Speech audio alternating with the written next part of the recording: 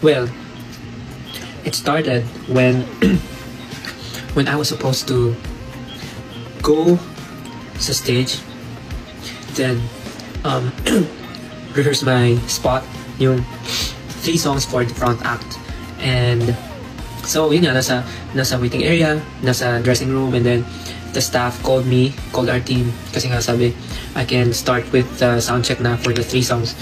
So when we go up na dun sa stage, nakita namin si Sir David Foster. He's playing the piano that time, and I was like, oh, he's still rehearsing, so maybe I need to standby muna sa gilid. So, pero nagulat ako, bigla niya tinawag.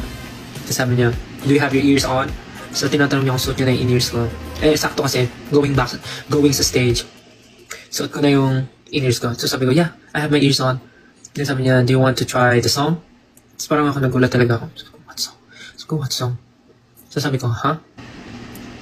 And then sabi niya, the song, All By Myself. I'm practicing, sabi niya, I'm practicing the keys daw. Sabi ko, what do you mean I'm going to perform the song? Sabi niya, yeah, just give it a try.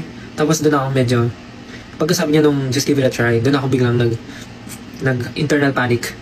Parang doon ko na feel na parang, shucks, what's happening? Parang hindi ko alam na mangyayari to, parang gano'n. So, gulat ako. Napatingin ako dun sa RM ko. Tawag dito sa staff ng show, sa mga producer and everything. Hindi rin nila alam yung nangyayari. So parang lahat kami walang alam sa nangyayari. Parang lahat kami nagkakatinginan dun sa sinabi ni Sir David. And then doon nag-start na, sabi niya, pakinggan mo tong part na to. Pinarinig niya sa akin yung dulong part. Yung, don't wanna live by myself anymore, by myself anymore. Yung part na yun. Yun yung pinlay niya. Sabi niya, yun daw yung tandaan ko, parang practicein ko na yung part na yun. So pinlay niya, tapos kinanta ko yung part na yun. Tapos after nun, bigla na lang sinabi niya, so do you want to perform this song tonight? Do you want to perform this tonight? Gumanan siya. Tapos hindi ko alam anong sabihin ko. Sinabi ko lang, if it's okay with you, sir.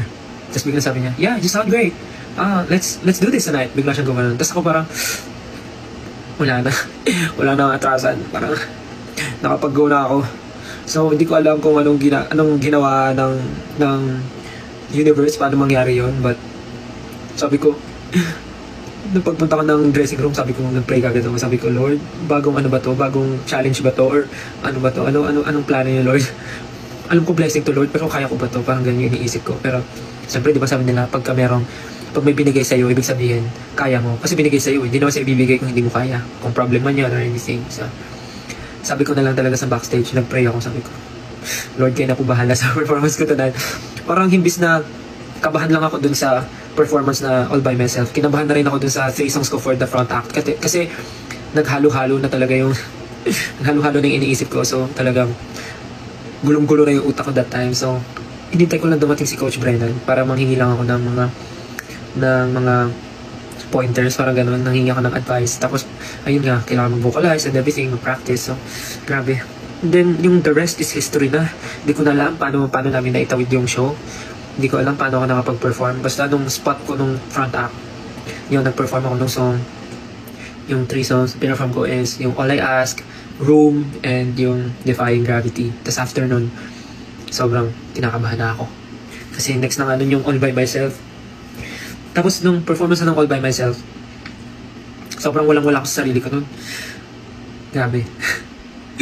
Hindi ko maalala yung moment na paano nangyari. Basta kumanta ako, tapos alam ko parang bumubulong pa ako sa hangin nun kasi parang pinapractice ko nga yung dulo ng don't wanna live by myself anymore.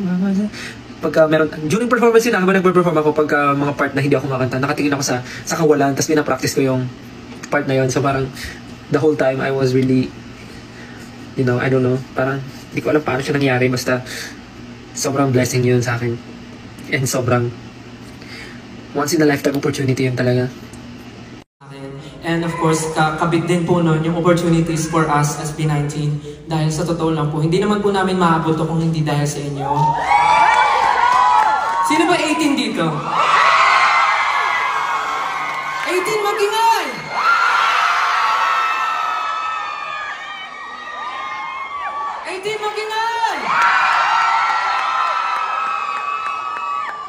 Ayan, yan talaga yung miss na miss kong binabalikan dito. Yung makita yung napakagaganda at napakagagwapo ng mga mukha. Sobrang amazing.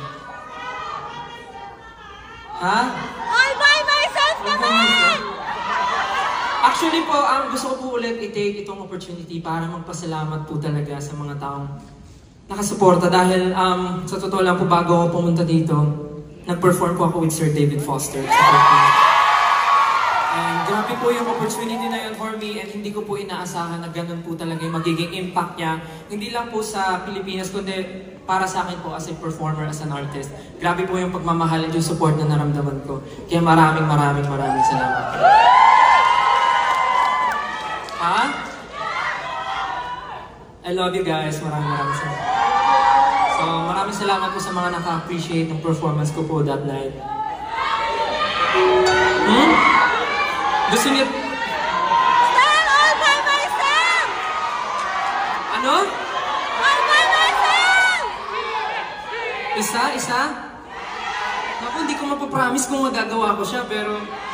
Pagbibigyan po ba natin? Kailangan malakas yung sigawan. Parang mahina yung sigawan. Gusto niyo ba?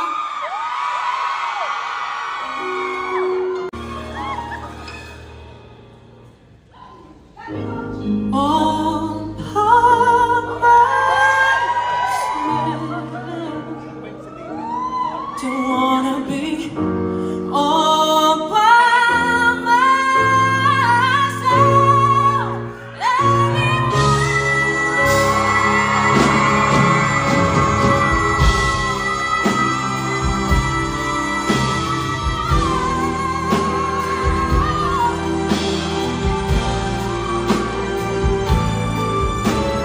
Don't wanna live by myself anymore, by myself anymore, by myself.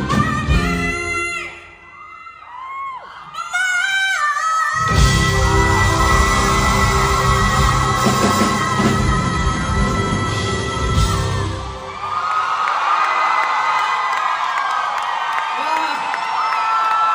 Grabe! Sino yun? Saan galing yun? Wow! Thank you so much, San Francisco. Sobrang grabe yung pagmamahal na nararamdaman ko. Thank you po sa opportunity binigay nyo na may share po yung skills ko.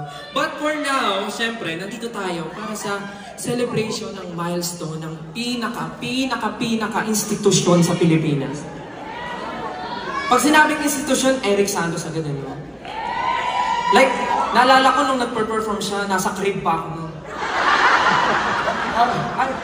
Sorry, andito na pala siya, hindi ko na mababackstab. Kung makaking sa tusok ka naman, hiyang-hiyang naman ka na Sir Basil Valdez.